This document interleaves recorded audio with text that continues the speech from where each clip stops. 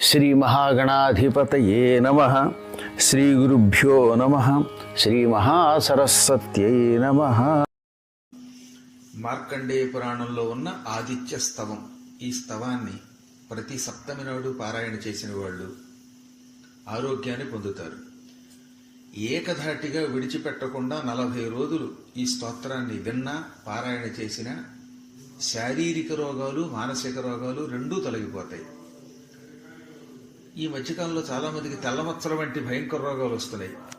ఈ రోగాలు పోవడానికి ఉదయిస్తున్న సూర్యునికి ఎదురుగుండా నిలబడి ఈ స్తోత్రమును పారాయణ చెయ్యండి, లేక వినండి. బ్రహ్మోవాచ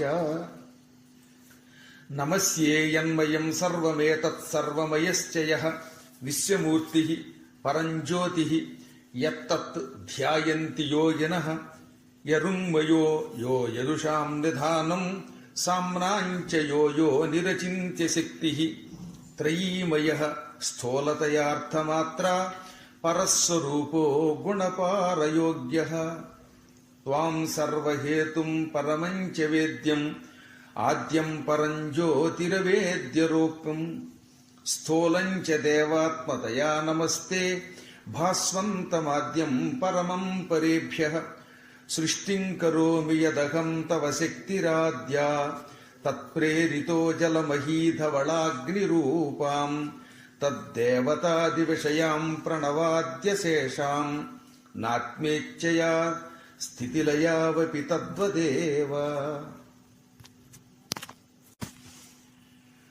వహ్నిస్త్వమేవ జలశోషణతః పృథివ్యాః వహ్నిస్త్వమేవ జలశోషణతః పృథివ్యాః సృష్టిం కరోషి జగతాంచ తథాద్యపాకం వ్యాపీత్వమేవ భగవన్ గగనస్వరూపం త్వం పంచధా జగదిదం పరిపాసి విశ్వం యజ్ఞైర్యజంతి పరమాత్మవిదో భవంతం విష్ణుస్వరూపమఖిలేష్టి మయా వివస్వన్ ధ్యాయంతి చాపి యతయో నియతాత్మచిత్తాః సర్వేశ్వరం పరమమాత్మవిముక్తికామాః. నమస్తే దేవరూపాయ యజ్ఞరూపాయ తే నమః పరబ్రహ్మస్వరూపాయ చింత్యమానాయ యోగిభిః ఉపసంహర తేజో యత్తేజసః సంహతిస్తవ సృష్టేః విఘాతాయ విభో సృష్టౌ చాహం సముద్యతః. మార్కండేయ ఉవాచ ఇత్యేవం సంస్తుతో భాస్వాన్ బ్రహ్మణా సర్గకర్తృణా ఉపసంహృతవాన్ తేజః పరం స్వల్పమధారయత్ చకార చ తతః సృష్టిం జగతః పద్మసంభవః తథా తేషు మహాభాగః పూర్వకల్పాంతరేషు వై దేవాసురాదీన్ మర్త్యాంశ్చ పశ్వాదీన్ వృక్షవీరుధః ససర్జ పూర్వవద్బ్రహ్మ నరకాంశ్చ మహామునే. ఇది పరమ పవిత్రమైన మార్కండేయ పురాణంలోని ఆదిత్య స్తవం. ఈ స్తోత్రాన్ని 40 రోజుల పాటు భక్తితో పారాయణ చేస్తే ఆరోగ్యము ఐశ్వర్యము ఈ రెండూ కలుగుతాయి. సూర్యుడి యొక్క కటాక్షం ఉన్నవాడు మాత్రమే ఆరోగ్యం పొందుతాడు. అందుకే ఆరోగ్యం భాస్కరాత్ ఇచ్చేత్ అని. సూర్యుడి నుంచి ఆరోగ్యం కోరుకోనాయనా అని మన పెద్దలు చెప్పారు.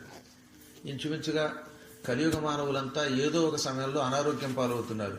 అటువంటి వాళ్ళు ఈ స్తోత్రాన్ని కంఠస్థం చేసినా లేక శ్రద్ధతో విన్నా, అందున ఉదయిస్తున్న సూర్యునికి ఎదురుగుండా నిలబడి దీనిని విన్నా పారాయణ చేసినా వారు తప్పక సకల శుభాలు పొందుతారు, ఆరోగ్యాలు పొందుతారు.